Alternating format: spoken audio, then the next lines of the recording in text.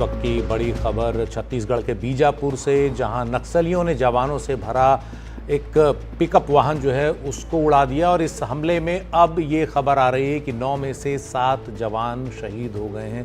ये बहुत बड़ी खबर है। कुछ देर पहले तक 2 जवानों के शहीद होने की खबर थी। 7 जवान शहीद हुए हैं। बीजापुर में नक्सलियों ने आईईडी धमाके से इस पिकअप वैन को उड़ाया है और अभी ये स्पष्ट नहीं है कि और इसके आसपास इसके साथ कॉन्वॉय में कुछ और गाड़ियां थी या नहीं। जो वो हताहत हैं जवान, उन सभी को करीब के बीजापुर के अस्पताल पहुंचाने की कोशिश चल रही थी और इनमें से 7 जो नक्सली हैं वो उन्होंने अपनी जान गंवा दी है। इस हमले में वो शहीद हुए हैं और ये काफ़ी ज़्यादा बड़ी खबर है। नक्सलियों का एक बहुत बड़ा हमला है।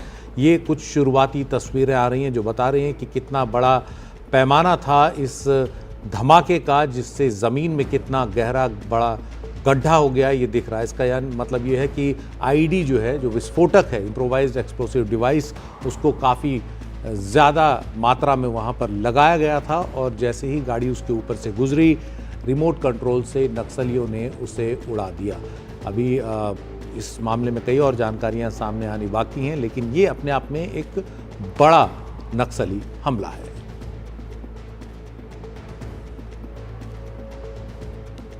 आमतौर पर नक्सली इलाकों से जब भी सुरक्षा बलों के जवान गुजरते हैं तो उनका एक काफिला होता है जिसमें सबसे आगे रोड ओपनिंग पार्टी होती है, जो आगे देखते हुए चलती है कि रास्ता साफ है या नहीं, कहीं किसी ने रास्ते में किसी तरह का कोई एक्सप्लोसिव तो नहीं लगाया है।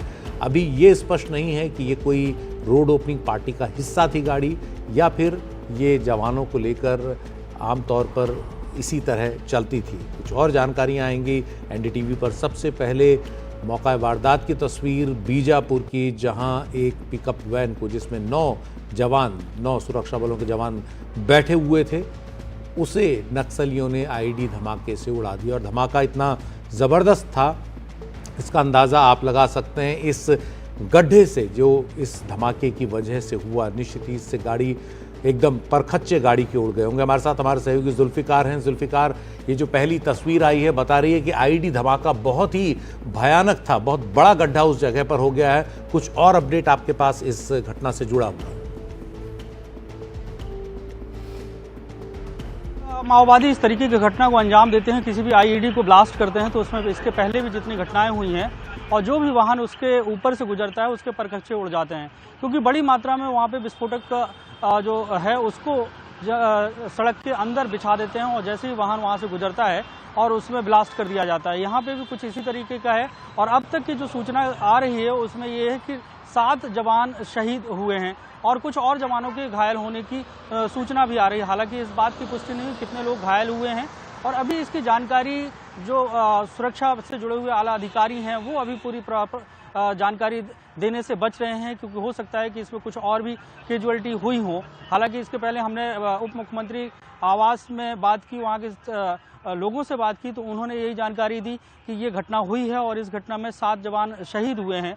और बस्तर के जो अंदरूनी इलाकों में इस तरीके की घटनाएं पहले आम थी, अक्सर होती रहती थी, लेकिन अगर बीते 1 साल से देखें तो लगातार सुरक्षा बलों की जो ऑपरेशन अंदरूनी इलाकों में चलते रहे हैं, जिसमें बड़ी संख्या में माओवादी मारे गए। ये अगर देखा जाए तो 1 साल में एक बड़ी घटना है जिसे माओवादियों ने अपनी बौखलाहट में अंजाम दिया है, जिसमें 7 जवान शहीद हुए हैं। अब अपडेट जब आएगा सुरक्षा बलों की तरफ से, तब क्या स्थिति थी, किस तरीके से वहाँ पे जवान जा रहे थे, कहाँ से लौट रहे थे, ये तमाम बातें सामने आएंगी। लेकिन जिस तरीके की पहली तस्वीर आई है तो वो काफ़ी भयानक है, डरावनी है कि माओवादियों ने इस तरीके की घटना को अंजाम दिया, क्योंकि लगातार अंदरूनी इलाकों में कैंप बन रहे हैं और दावा ये किया जा रहा है कि मार्च 2026 तक माओवाद को छत्तीसगढ़ से खत्म करना है। और उस बीच अगर ये खबर आती है तो कहीं ना कहीं एक छोटा सा धक्का लगता जरूर नजर आता है। जी।